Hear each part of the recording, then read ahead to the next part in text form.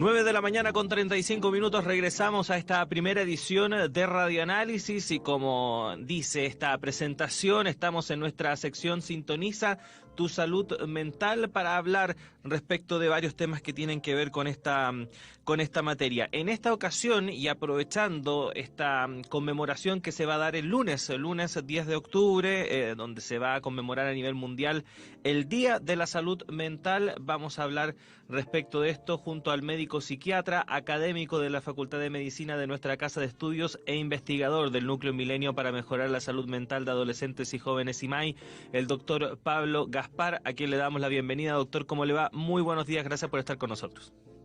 Muy buenos días, Claudio. Un gusto estar acá.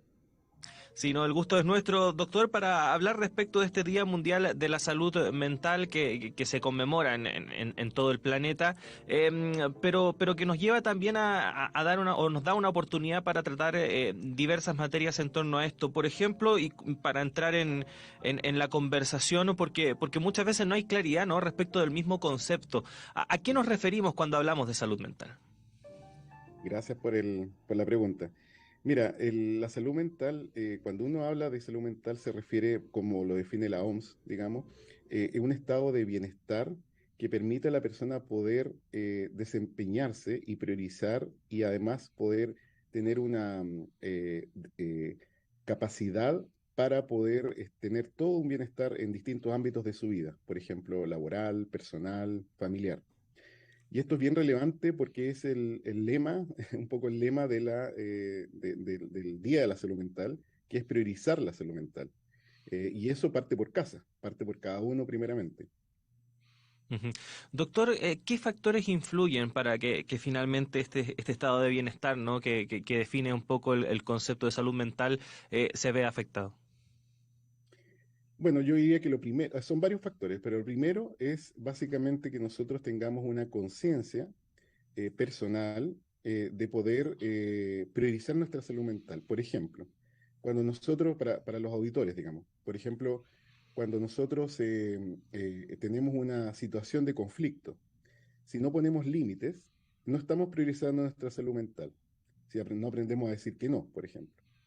Si nosotros, por ejemplo, tenemos hábitos que no nos permiten organizarnos en las actividades de la vida diaria, estoy pensando en cosas como, por ejemplo, no dormir bien, o por ejemplo, cambiarnos de otros hábitos alimenticios por priorizar nuestro trabajo. Ahí lo que estamos haciendo es básicamente aumentar el riesgo, por ejemplo, de situaciones de estrés. Entonces, los hábitos de cambio personal son muy importantes. Una tercera cosa yo diría que es muy relevante es hacer ejercicio, por ejemplo. Eso, aunque suene como un poco no científico, está muy bien Ujú. demostrado que el hacer ejercicio es una de las situaciones más importantes para tener un bienestar. Bueno, tiene toda una raíz neurobiológica estudiada sobre eso. Entonces yo diría que en esas situaciones nosotros podemos tener una salud mental de una manera mucho más individual y personal. Ujú. Doctor, ¿cuál es el estado de Chile en esta materia? Ya, mira, es bien particular, ¿ah?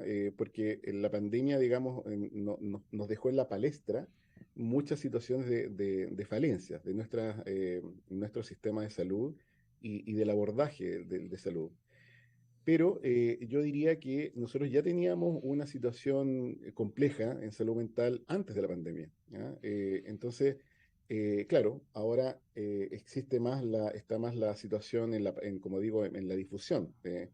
Pero yo diría que los problemas generales en salud mental son fundamentalmente problemas anímicos y ansiosos.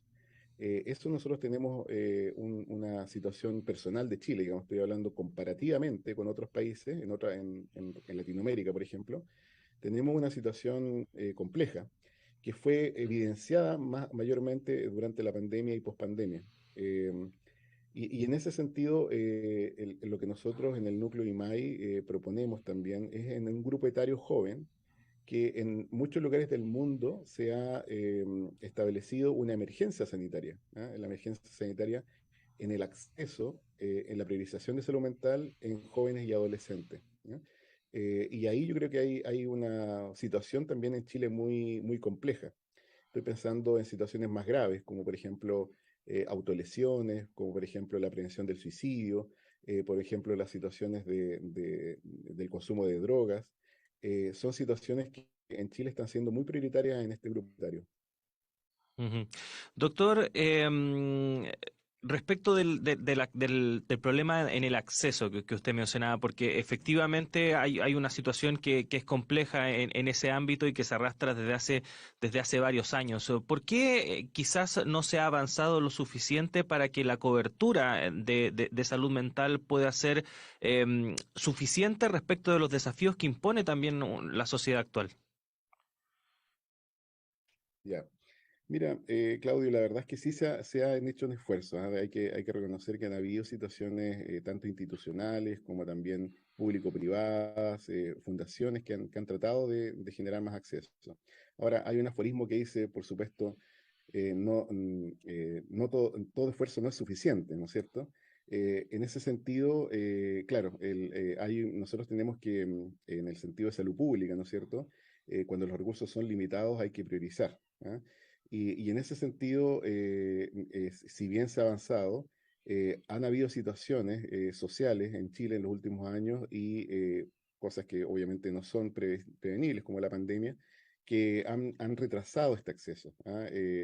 Nosotros tenemos un problema actualmente en la atención de salud, ¿ah? En el tiempo de atención de salud, ¿ya? Para que una persona, pre-pandemia, ya lo teníamos, digamos, ya era difícil llegar y acceder a un profesional tanto en el ámbito público como privado, pero post pandemia han habido factores también de distintas situaciones, ¿no es cierto?, que han determinado de que la persona ya, cuando llega a un acceso de salud, ya es demasiado tarde, digamos, estamos hablando pasamos de semanas a meses de atención. Te voy a poner un ejemplo. Ahora hace poco salió un estudio de la Defensoría de la Niñez en que veían la percepción de los jóvenes en la atención de salud. Y una de las percepciones de los jóvenes era de que la salud es cara y no hay acceso, que es lo que justamente estamos hablando. O sea, en el fondo ellos perciben, es una encuesta de percepción, o sea, la opinión de ellos, perciben de que en Chile no se puede acceder y que es cara. Y eso es realmente preocupante porque en el fondo el Estado debería garantizar justamente el acceso, ¿no es cierto?, y la atención de salud. Y cuando uno ve que ellos en el fondo están pensando más bien en la salud privada, ¿no es cierto? Que obviamente que es muy cara acceder a un profesional de salud, psiquiatra, ¿no es cierto? Psicólogo, pero, y por otro lado, si es que tienen tratan de acceder a una salud pública, tampoco se dan la respuesta en el tiempo adecuado. Entonces, por lo tanto, llegan en una situación mucho más desmedrada. Y eso es algo con lo que nosotros debemos trabajar, en el fondo. Es prioritario, en el fondo, para que uno pueda tener una buena salud mental y dentro de las reglas básicas, las que te decía al inicio, ¿no es cierto? De hacer ejercicio, ¿no es cierto? De tener una conciencia del momento, ¿no es cierto? Es comunicar el problema y acceder a una atención de salud. Entonces, es un problema básico que debemos resolver. Ujú. Estamos en nuestro espacio Sintoniza tu salud mental, conversando a propósito del Día Mundial de la Salud Mental que se va a conmemorar este día lunes 10 de octubre, junto al doctor Pablo Gaspar, médico psiquiatra, académico de la Facultad de Medicina de la Universidad de Chile e investigador del Núcleo Milenio para mejorar la salud mental de adolescentes y jóvenes, IMAI. Además, es vicepresidente para Latinoamérica de la Sociedad de Intervención Temprana en Salud Mental. Doctor, usted mencionaba esta encuesta que dio a conocer la Defensoría de la Niñez, que fue realizada por la Universidad de Chile a través de su Escuela de Salud Pública junto al Centro de Estudios en Seguridad Ciudadana y que dio a conocer resultados que son bastante preocupantes, sobre todo respecto de problemas que los adolescentes, niños y niñas reconocen como importantes entre sus pares, pero también respecto de cómo se aborda finalmente estos mismos temas. ¿Qué podríamos decir al respecto, sobre todo considerando esto que mencionaba al final, ¿no? La forma en la cual se están abordando este tipo de trastornos en la población infanto-adolescente? Ya. Mira, Claudio, yo diría que, claro, lo que nos pone ese estudio básicamente es que estamos en una crisis. Ahora, una crisis es una oportunidad. Yo lo veo de esa manera. En qué sentido? Una oportunidad para la salud pública chilena para poder, por ejemplo, tener esta instancia que estamos teniendo, de poder hablar de salud mental. Hay mucho prejuicio todavía de que si uno va a un profesional de la salud es porque o tiene una situación muy grave o porque, en otras palabras, no tiene una enfermedad que es como crónica o Ujú. que no permite que la persona se mejore. No, uno tiene que hablar de eso. Y estas instancias nos ayudan, estas crisis nos ayudan a poder tener esa oportunidad. Y segundo, nos permite hacer psicoeducación, que es muy relevante. En ese sentido, y qué importante la psicoeducación, Claudio, yo diría que es la prevención. Si uno no tiene que dejar pasar ciertos síntomas, si uno tiene síntomas, por ejemplo, emocionales, y esos síntomas emocionales le están produciendo problemas en distintos ámbitos de su vida, debe comunicarlos y debe tener acceso y atención de salud, que ya dijimos que era difícil, pero debe tratar de priorizar eso, que ese es el lema de salud mental. Entonces, esto nos permite, yo diría que esas como cosas que nos podrían ayudar en el mediano plazo. O sea, por un lado, la difusión y disminución del estigma, y por otro lado, la prevención. Prevención, hablar de prevención, podemos hablar mucho rato, digamos, pero lo voy a enfocar en los jóvenes. Cuando los jóvenes, ¿no es cierto?, como les decía en un inicio, y lo revela esta encuesta, existen dos problemas relevantes, muchos más, pero dos problemas relevantes. El primero es de autolesiones y en el segundo es de el suicidio. Son dos cosas que uno las puede prevenir, digamos. Obviamente en situaciones graves uno necesita atención, pero en situaciones no tan graves existen cosas que uno puede hacer en la familia. Por ejemplo, tomarse un minuto en la familia y hablar del tema, hablar de cómo está la otra persona. En situaciones, no sé, si hay poco tiempo en la noche, por ejemplo, después de una situación más calmada, comunicar, ¿por qué? Porque eso te permite tener una red de apoyo. Y esa red de apoyo puede ayudar a que la persona comunique su problema. Nosotros también definimos que cuando un joven tiene un síntoma, es la familia la que sufre el síntoma. Y por lo tanto, se afectan los hermanos menores, ¿no es cierto? Se afecta lo que está pasando en el papá. Y mucho de nuestra cotidianidad impide que nosotros nos comuniquemos. Por eso le doy tanta importancia a la comunicación personal y familiar. Ujú. Doctor, ¿de qué manera se puede mejorar que, por ejemplo, comunidades o establecimientos que trabajan precisamente a diario junto a niños, niñas y adolescentes puedan tener una asesoría más capacitada respecto de cómo abordar este tipo de temas? Porque muchas veces ocurre que en colegios u otros estamentos, incluso de dependencia del Estado, no cuentan con los conocimientos debidos para abordar este tipo de problemas y al final las soluciones que se dan terminan siendo incluso peor que la situación actual. ¿Cómo mejorar esa situación? Es un excelente punto, Claudio. Mira, esto se está estudiando mucho en países que no tienen acceso a profesionales, psiquiatras y psicólogos. Por ejemplo, bueno, no quiero poner ningún ejemplo, digamos, para no herir susceptibilidades, pero en países muy pobres, ¿no es cierto? No existe una capacidad casi muy limitada. Entonces, en esos países lo que se hace, por ejemplo, lo que es lo que un poco tú me estás preguntando, se hace capacitaciones a ciertas personas de la comunidad. ¿Ah?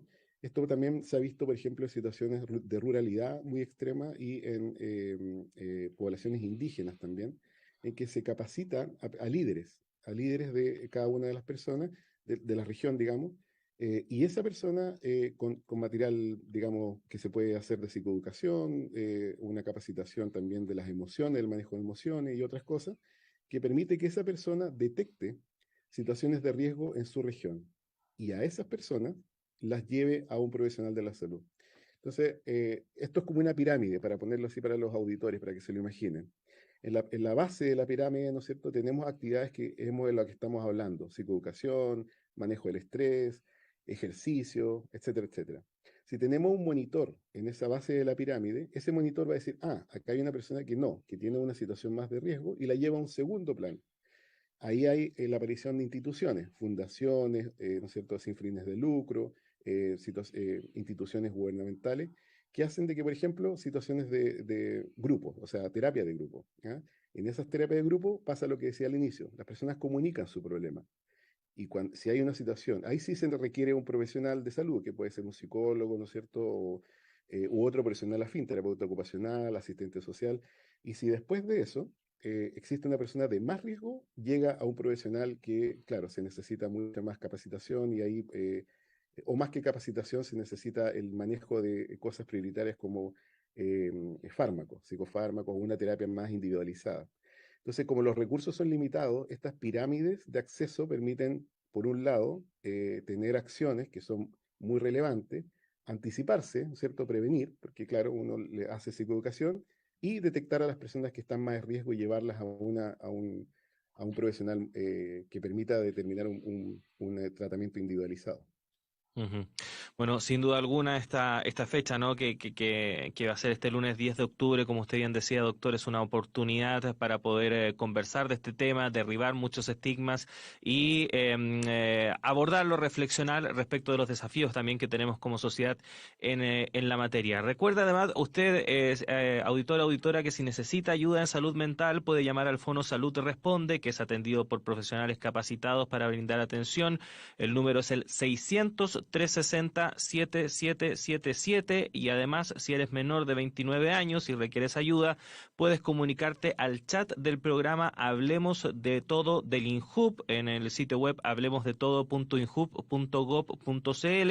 Este es atendido por psicólogos capacitados además en salud mental y por supuesto puede visitar la web de IMAI, www.imhay.org, que cuenta con la sección Donde pedir ayuda, que recopila un listado de diversas organizaciones que brindan ayuda u orientación en salud mental. Doctor Pablo Gaspar, agradecerle estos minutos que ha tenido para conversar con nosotros y lo esperamos también tener en una próxima ocasión. Que esté muy bien. Muchas gracias, hasta luego. Muchas gracias. Ahí estaba el médico psiquiatra académico de nuestra casa de estudios, investigador del núcleo IMAI, vicepresidente para Latinoamérica de la Sociedad de Intervención Temprana en Salud Mental, conversando en este espacio que hemos llamado Sintoniza tu Salud Mental, que realizamos en colaboración junto al Núcleo Milenio para mejorar la salud mental de adolescentes y jóvenes. Son las 9 de la mañana con 52 minutos. Algunas noticias que se han registrado durante esta mañana y que vale la pena mencionar y que tienen que ver con la economía, porque se dio a conocer la cifra del IPC de septiembre, que anotó un aumento mensual del 0,9%, acumulando un alza de 10,8% en lo que va del año y una variación de 13,7 a 12 meses. Si bien continúa al alza la inflación, de todas formas es una cifra positiva porque por primera vez desde el mes de febrero que no se registra un alza en la variación acumulada. Por lo tanto, se estaría ya cumpliendo, y ojalá así sea, esta proyección que habían hecho hartos economistas respecto de que a partir de este último trimestre del año 2022 íbamos a experimentar ya un descenso respecto del costo de la vida. Eso sí, todavía está en una situación bastante compleja, así que todavía el problema continúa, sobre todo para miles de familias de nuestro país. 9,54, muchas gracias por habernos acompañado durante esta mañana. La invitación es a que siga junto a la Radio Universidad de Chile. En breves instantes llega Antonella Esteves y Semáforo. También siga junto a la red de radios que piensan y por supuesto también en la programación del canal de televisión de la Universidad de Chile, UChile TV. Muchas gracias a Ricardo Hinojosa, a Tania González, a Manuel Silva. Nosotros nos reencontraremos en la primera edición de Radio Análisis el martes a las 7 de la mañana. En un ratito más, eso sí, estaremos con todo el resumen de la jornada junto a Diana Porras en la segunda edición de Radio Análisis a las 13 horas. Que tengan una buena jornada y por supuesto un muy buen fin de semana.